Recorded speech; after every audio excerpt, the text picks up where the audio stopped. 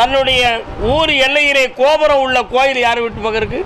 என்னப்பா வேணும்? தொழில் முடக்கமாக இருக்கு, ஆரோக்கியத்தை பற்றி கேட்கலையா? உன்னுடைய கட்டுமனையாகிய வீட்டுக்குள்ளே போனேன். உன் வீட்டுக்கு ஆதியில் முன் தெய்வம் காக்கும் தெய்வம் நான் கருப்புசாமி. ஆனால் இப்போ வகை இல்லாமல் மாறி கும்பிட நாதி இல்லாத குடும்பமாக மாறி போயிட்டீங்க. புரியுதா? இப்போ 1.25 ஆண்டுகள் உன்னுடைய தொழில் நஷ்டமும் மனவேதனையும் நடந்துக்கிட்டு இருக்கு. இப்போ கடன்களால் தொல்லையும் ஒரு அக்ரிமெண்ட் சம்பந்தமான மனக்குழப்பமும் இருந்துக்கிட்டு இருக்கு. அவைகளை சீராக்கி தெளிவு பண்ணி தந்தால் போதும்ல.